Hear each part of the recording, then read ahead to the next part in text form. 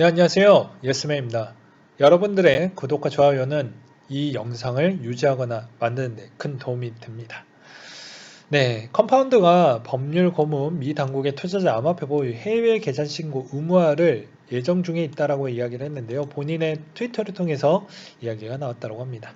핀셋, 재무부 산하 금융 범죄 단속 네트워크 해외 은행 계좌 신고제 규정을 개정할 계획이라고 했는데요. 이제 컴파운드 또한 리플이 어떻게 됐는지 뻔히 보이기 때문에 그 적절하게 금융당국에 협조적으로 나가는 게 본인들 사업에서도 또 태클을 걸지 않고자 해서 맞춰준다라고 볼 수가 있는 측면이 되겠죠. 계기다가 어떻게 됐는지 뻔히 보이기 때문에 그런 측면으로 보시면 될 것 같고요. 그리고 마이크로 스트레티지가 88,000개 비트코인을 매수를 했다. 라는 내용인데요. 최근에 펑키 크립토 팟캐스트에 출연해서 마이크로 스트레티지를 포함한 자신을 경영하고 있는 여러 회사를 통해 현재까지 총 8만 8천 개 비트코인을 구매했으며 단 1사토시도 매도하지 않았다고 밝혔고 개당 2.9만 달러로 계산을 했었을 때 25억 달러가 넘는 규모이다. 대략 한국 돈으로 올려서 3조 원 규모라고 보시면 될 것 같습니다. 그래서 마이크로 셀러는 자기가 샀던 평단이 아직도 그래도 꽤 수익성을 많이 냈지만 본인의 목표 수익값이 있을 것이니까 앞으로 마이크로 셀러가 얼마 가격에 매도를 할 것이냐에 대한 의견이 나오게 되면 그거에 집중을 해볼 필요성이 있을 것 같아요. 물론 그게 선물에 영향을 주기 때문입니다. 그래서 향후 20년, 30년간 저축할 것으로 이렇게 본다라고 이야기를 하긴 했지만 이분이 또 어느 순간 본인의 평단에 아직은 좀 애매한 구간이기 때문에 좀 더 이렇게 희망회로를 많이 풀가동 높이기 위해서 이야기를 좀 했던 부분도 있으니 좀 가려가시면서 보실 필요성이 있게 되겠고요. 그레스케일이 12월 비트코인 매수량이 채굴량이 3배가 된다. 채굴회사가 3배 부분에 달한다라는 점인데 이제 채굴의 비중이 나오는 물량 대비는 굳이 신경 쓸 필요가 없다라는 것이죠. 오히려 매수세가 더 많기 때문에 오히려 채굴회사가 던지는 물량이 다음에서 던지는 거 아니고서야는 그렇게 신경 쓸 부분 아니다. 그리고 그레스케일 운용 자산이 200억 달러를 돌파했다라는 게 그만큼 시장에 있어서 미국인들이 그만큼 핫하다라는 측면이 된다라는 것이겠고요. 그 다음으로 서클의 USDC 유통량이 41억 달러를 돌파했다라는 것입니다. 그만큼 스테이블 코인 쪽에 이렇게 많이 높아졌다라는 의미는 그만큼 인기가 좋다. 코인에 아직 시들지 않았구나. 라는 걸 다시 대변해주는 측면이라고 볼 수가 있겠고요. 12월 테더의 21억 개 순 발행이 있었다는 것인데요. 12월 테더의 신규 발행은 40억 개에서 소각량은 14억 개, 26억 개가 순 발행되었다.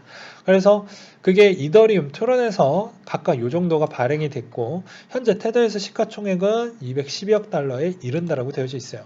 근데 1월 달에 이제 어떻게 될 거냐를 우리는 좀 관심 있게 볼 필요성이 있게 되겠고요. 이것으로 인해서 테더에 이렇게 방향성이 많은 물량이 나오게 되면 발행이 많은 물량이 나오게 되면 그 물량의 평단을 좀 잘 보세요. 이종 선을 그어놓고 이때 얼마 테더가 몇 개가 나왔다라고 체킹을 해두세요. 그 사람들의 평균 매입가는 뭐 공개되지 않지만 왜냐면 테더를 들고 있다고 해서 그게 바로 비트코인 사는 건 아니에요. 그렇지만 평균적으로 보게 되면은 그 테더의 물량이 많이 들어왔다는 거, 이 테더에 계속 유지하려고 하는 사람도 있겠지만 대부분 비트코인으로 넘어가는 물량이 지금은 더 많을 것 같다는 생각이 들어요. 그러다 보니까 시장의 하방보다는 지켜주는 부분으로 좀 보시고 그리고 오히려 이렇게 많은 물량이 들어왔다는 것은 심리적 작용으로도 뭐 선물을 하고 계시는 분들이 오히려 베팅을 할 때 좀 참고를 많이 하겠죠. 오히려 현금이 있으니 낙폭이 나올 때 받쳐주는 효과도 나올 수가 있으니까요. 그래서 그때그때마다 이런 걸 많이 신경을 잘 써라 라고 이야기를 했던 이유도 다 그런 겁니다. 그리고 최근에 이제 비트의 도미넌스가 말도 안 되고 올라가고 있는데요. 이거는 저번에도 이야기를 많이 하기도 했습니다.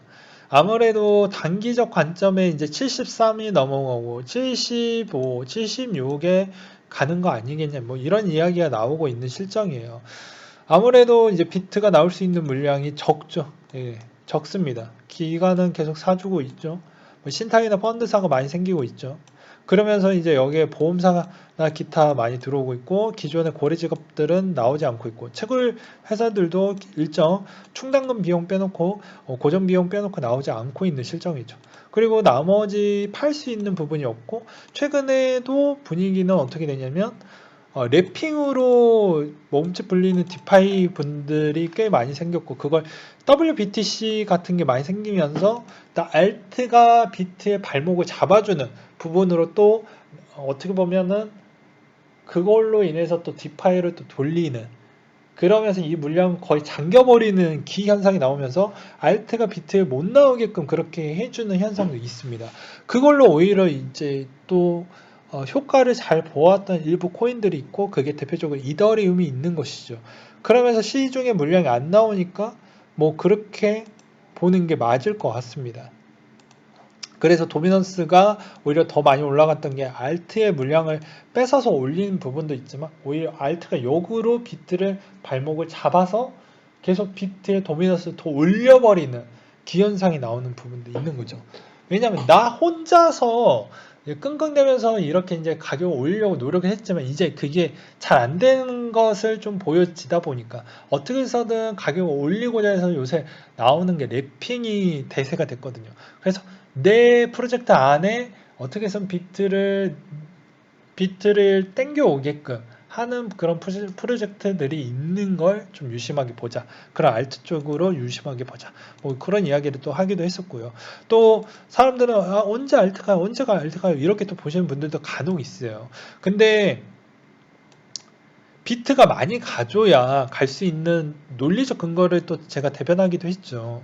그게 뭐냐면 그냥 자연적인 순리의 현상으로 본다고 하면, 어차피 이 과다한 트랜잭션이 랩핑으로 할 수 있는 마지노선이라는 게 있습니다. 그 마지노선은 시총이 높아지면 높아질수록에 대한 보증업체에 대한 신뢰성이 한계 있기 때문에, 그것이 오히려 해당 처리 속도나 수수료 부분에 대한 부담을 랩핑으로 어느 정도 그걸 케어해 주겠다라고 하는데, 그게 한계가 있을 것이다.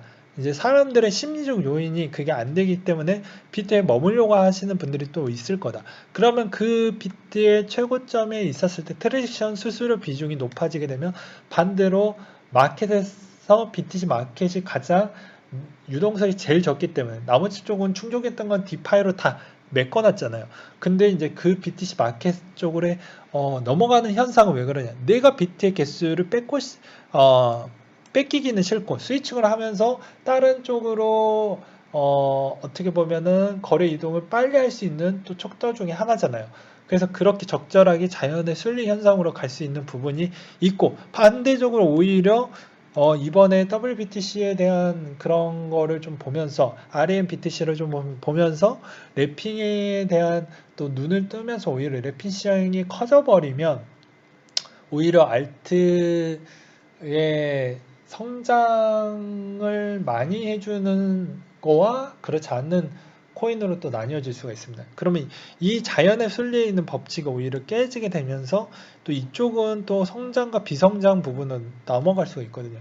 왜냐면 과다한 트랜잭션으로 스위칭 되는 거를 생각을 해볼 수도 있겠지만, 오히려 랩핑이 안정적으로 성장해버리면 그게 과한 트랜잭션이 랩핑으로 소화가 가능하기 때문에, 이게 안정화가 되면서 시청에 대한 신뢰도 보증이 계속 유지가 되는지를 보면서 볼 필요성이 있는 거예요. 그거의 척도는 비트코인의 트랜잭션 수수료 비중이 앞으로 높아지냐 적어지냐, 이거를 보실 필요성이 있겠고, 도미넌스는 랩핑 시장이 커질수록 도미넌스 비중이 오히려 더 커질 수 있다.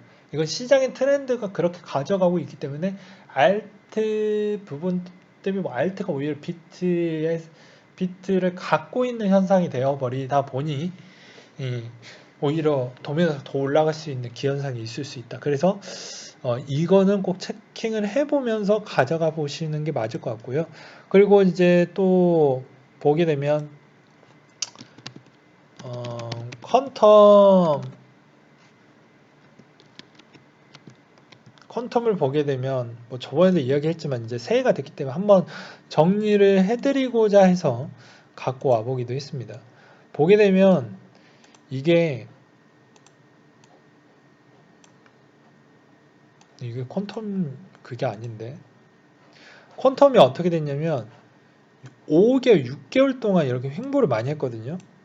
그러니까 지금의 대세장일 때 알트가 왜 안 가요? 왜 안 가요? 이렇게 물어볼 수가 있는데 언제 가냐면 과열되기 직전에 그 자연의 순리로 스위칭되는 물량으로 한두 달간은 펌핑이 나올 겁니다. 그러니까 그 성장할 때 지금 계속 계단식으로 올라갈 때 그때 올라간다라고 보는 건 좀 아닌 것 같고 이 성장이 과해질 때 직전에 그때 알트가 갈 것이기 때문에 그 전에 가는 건 거의 뭐 시장의 호재 일정이나 뭐 개별 코인에 대한 그런 개수 줄이기 이런 전략이 아니고서야는 나머지에 있는 코인들은 그때만 좀 기다려서 하는 게 제일 바람직할 것 같다. 뭐 이렇게 설명을 드리는 부분이 되겠고요. 그 다음으로 또 보게 되면 뭐 이런 내용을 또 분석을 해놨던 사람이 있었습니다. 비트코인 3만 달러 돌파 기념 오늘의 시황이라고 해가지고 갖고 왔던 부분이 있는데요. 11월 이후 거침없이 올라왔기 때문에 떡상 떡락 공책 따라 어느 정도 조정이 올 거라고 나는 생각을 한다. 그래서 이 조정이 오히려 좀 덜 오왔던 이유가 비트코인의 마이크로 스트래티지의 현금 보유량이 나는 더 살 수 있어요. 나는 물려도 더 살 수 있는 그게 있어요. 그걸 표현해 줌으로써 오히려 시장은 더 이번 새해가 바뀌었음에도 많이 조정이 안 나오고 더 올라갔던 이유가 그런 거라고 볼 수가 있습니다. 그러면서 시장이 더 좋아지고 있고 어떻게 보면 조정 없이 계속 가지고 있는데요. 1년의 캔들 비중을 보면 진짜 이렇게 장기적으로 보면 진짜 이상적으로 조정을 주면서 올라가고 있다는 걸 볼 수가 있겠죠. 되게 재밌습니다. 그러면서 또 보게 되면은 또 그레스케일에 있는 측면을 보게 되면 일정 고정비 수수료를 제외한 나머지는 물량은 거의 나오지 않고 있어요. 그리고 여기서 최근에 보게 되면 XRP에 이런 측면이 왜 나왔는지는 모르겠지만 그래도 이건 또한 여러분들이 또 체크할 필요성이 있을 것 같아요. 그러고 미국 형들이 그만큼 비트코인을 좋아한다라는 측면도 있어요. 그렇죠? 예, 그거를 또 볼 수가 있겠고 그리고 한편으로 아시아 쪽에 보이지 않게 중국과 홍콩 쪽에서도 많이 사고 있다라는 걸 좀 알아주셨으면 좋겠습니다. 네, 예, 그 점을 좀 아셨으면 좋겠고요. 그 다음으로 이제 쭉쭉쭉 내려서 보게 되면은 비트코인과 가장 많이 비교되는 게 금인데 빠른 시일 내에 넘어서리라 보고 있고 더 큰 목표를 가지고 M0부터 M2 점유율 대비 가격을 찾아봤는데 이 자료가 처음 봤을 때 2019년도 여름이었고 M0가 4%였는데 현재 8%를 넘어가고 있는 실정이다. 그래서 아마 더 올라가게 되면은 조만간 테슬라를 넘고 페이스북을 넘고 그 다음에 알파벳 정도만큼은 성장하지 않겠냐. 그때 보고 우리는 좀 생각을 해보자. 아직 더 올라갈 수 있는 측면이 있다라고 보시는 분들이 좀 있는 것 같아요. 그래서 그런 내용이 나오고 있는 실정이고요. 그리고 비트코인이 또 올라갈 수 있는 이유라고 이야기를 하시는 분들이 올해 중국의 CBDC 이야기를 하고 있는 실정입니다. 그 이유는 중국의 지하경제 현금에 있는 부분이 아직도 많이 있고 최근에 중국의 이런 막대한 돈이 CBDC로 바뀌는 시점이 되면 여기는 이제 사회주의 국가이다 보니까 그딴 거 없죠. 그냥 공표하는 순간 언제 그 일정 안에 다 바꿔. 안 그러면 종이로 만들어 버릴 테니까 라고 이야기를 하면 당연히 그게 너무 투명하기 때문에 그게 싫어하는 부분으로 비트코인 쪽을 좀 이용을 하지 않을까라는 생각을 할 수밖에 없죠. 비트코인이 그나마 그래도 CBDC보다는 대비보다는 프라이버시가 좀 더 되고 알트코인들도 잘 되는 부분이 있죠. 그리고 또 비트코인 쪽을 또 스탁을 본격적으로 키워주는 그런 법유나 제도나 뭐 이런 쪽에 있는 세탁 전문 동네들이 요새 지갑을 열심히 만들어내고 있는 실정입니다. 그래서 그런 쪽으로 또 돈이 몰릴 수밖에 없는 주요 원인 중에 하나이다. 그래서 CBDC가 더 속도가 많이 나오면 나머지 포트의 일부분 블랙머니의 포트의 일부분은 무조건 비트코인을 살려고 할 것입니다. 이 돈은 샀다 팔았다 하면 걸리니까 트랜잭션을 최소화시키면서 지갑을 가져가려고 할 것으로 저는 보여져요. 그래서 중국이 빠르게 도입하면 그 막대한 자금이 분명히 이쪽으로 갈 것이다. 그리고 그 물량이 뭐 수익 대비 이렇게 팔려고 하는 게 아니라 그냥 말 그대로 보관용, 내 자산을 지켜가는 쪽으로 아마 그렇게 쓰일 것으로 보여지고요. 나머지 국가들 또한 이번 CBDC 체계에 대한 전체적인 로드맵이 나오게 되면 그 물량이 일부 그런 형태로 나올 것입니다. 그래서 절대적으로 트레이닝이 되는 블랙머니로 보는 것보다 이런 형태로 보는 게 더 명확할 것 같아요. 그런 측면이 있겠고요. 그리고 또 보게 되면 뭐 이런 내용이 있었습니다. 비트코인 시장에 참여하는 기관 투자자들 정리라고 해서 보게 되면 은행권, JP모건 이때도 뭐 재미 다이먼 믿지 말라고 이야기를 많이 했죠. 예, 이때 말장난 엄청 심하다. 그래서 JP모건과 나머지 있는 금융사들이 얘기하는 건 거의 그냥 한 귀로 듣고 한 귀로 흘리자 거의 그냥 홍보 수준이다.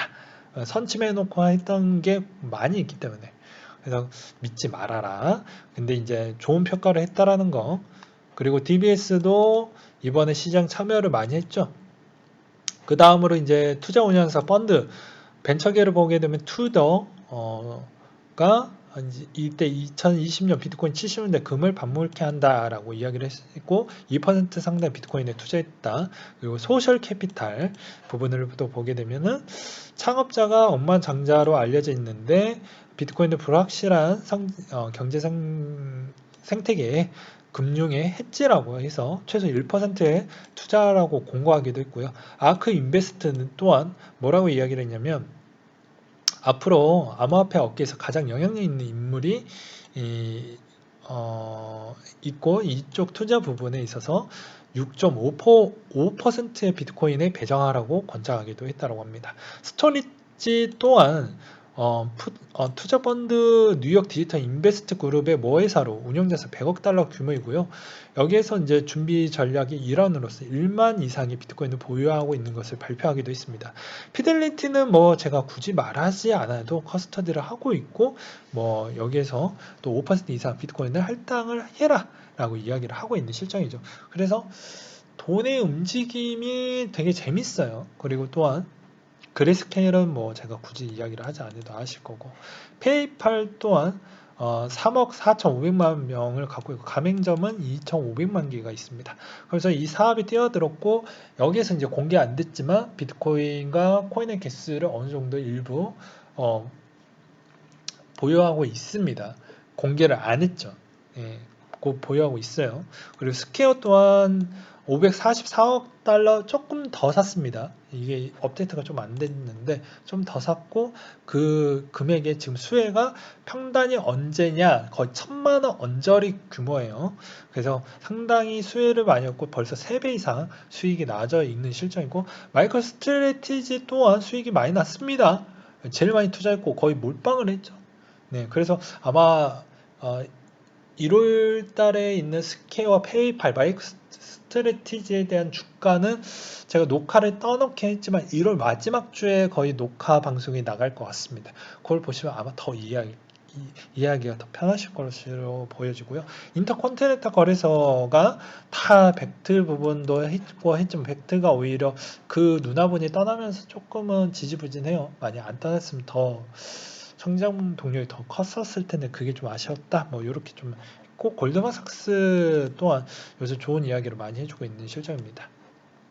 그래서 전체적으로 은행권이 이렇게 이야기를 해주고 있다라는 의미는 공동된 이야기를 해주고 있다라는 의미는 미국에 있는 여러 가지에 있는 규제기관 쪽에서 벌써 은행가에 대한 뭐 주고받는 메시지가 있었다라고 이야기를 했을 있겠죠. 한두 군데만 이야기를 했으면 조금 신뢰도가 낮아질 수는 있겠지만 오히려 공동된 이야기가 많이 나오고 시장에 참여자가 많이 있고 그러면서 우리가 생각했던 그 비트코인이라는 건 대체 뭔데 지금 이 가격대냐 거품이냐 아니냐 뭐 이렇게 이야기를 할 필요가 없다라는 것입니다. 그리고 제가 이야기를 해드리고 싶은 부분은 무엇이냐면 비트코인은 여러 가지 부분이 있는데 그거는 다음 시간에 이야기를 좀 해보도록 하겠어요. 네, 지금 이제 녹화가 너무 길어지고 있으니까. 그리고 비트코인 이더 금 2020년 수익률을 보게 되면 2020년도에 3배나 상승한 비트코인 가격을 29,000달러에 근접하며 장을 마감했고 이더 가격 또한 450% 상승을 했습니다. 앞으로 금, 주식, 채권 이런 것 대비보다는 가장 많이 올랐어요. 그리고 이더가 많이 올랐던 이유는 비트 때문이라도 많이 올랐습니다. 네, 랩핑 때문에 더 올랐던 측면도 있고 2.0의 효과도 있다라고 전 생각이 들어요. 그리고 스테이킹도 있었죠. 그러니까 개수를 줄이고 비트가 이더 생태계에 놓을 수 있게끔에 대한 그런 생태계도 이미 만들어졌고 그 시총도 높고 그러다 보니까 그게 다 맞물려서 많이 올라갔다라고 보시면 될 것 같습니다.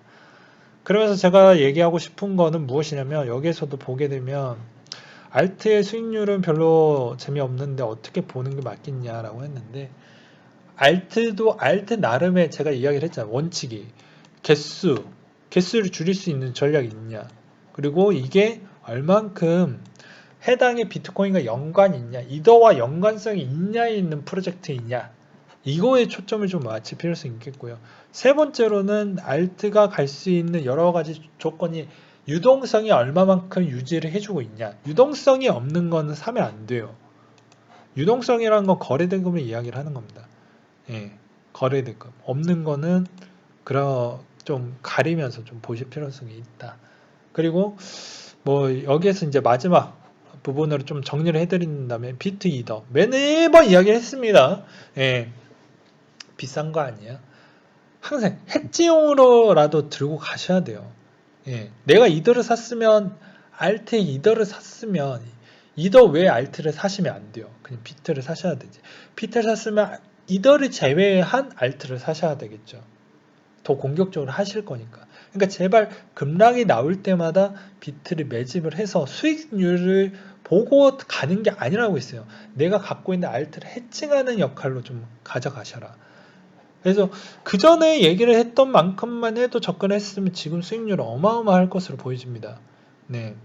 그리고 시총이 똑같은 1, 2, 4위권에 있는 거랑 비교를 해도 이미 매번 이야기를 했지만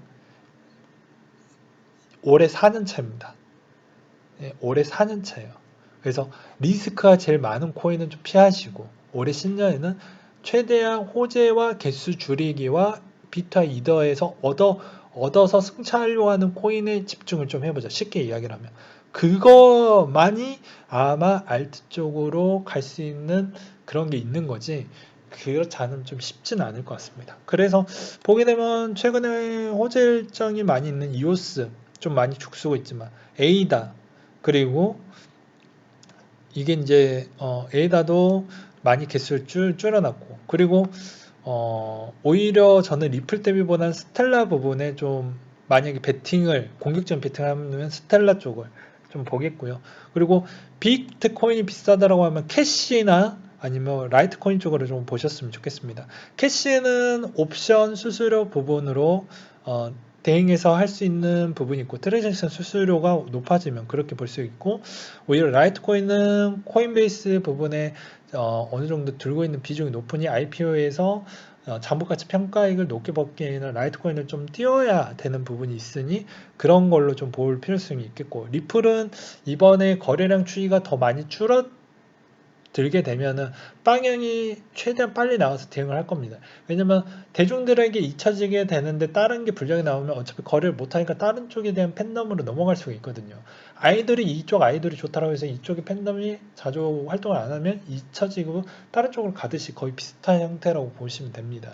그러면 당연히 이제 거래소들은 기존의 나머지 코인들을 더 밀어주면서 어차피 유동성만 만들어 놓으면 수수료로 장사를 할 수가 있으니 굳이 리플에 대한 리스크 부분에 대한 팬덤층을 그때 되면 좀 무시할 수도 있겠죠. 그러니 방향은 웬만하면 상반기 주중에 아마 쇼부를 치려고 저는 그런 생각을 갖고 있습니다. 그래서 그렇게 좀 보고 있어요. 그리고 또 보게 되면은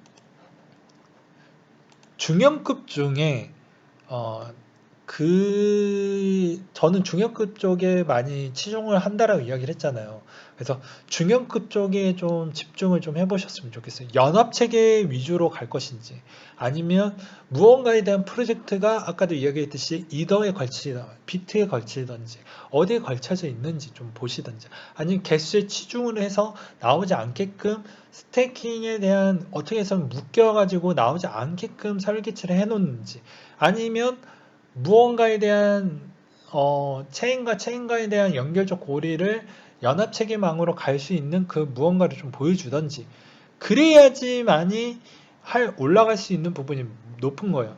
얘네들이 보게 되면 1년 수익률 대비 세타나 뭐 진리카나 이런 친구들이 그냥 오른 게 아닙니다. 다 이유 있듯이 올라간 거예요. 그걸 잊지 않으셨으면 좋겠습니다.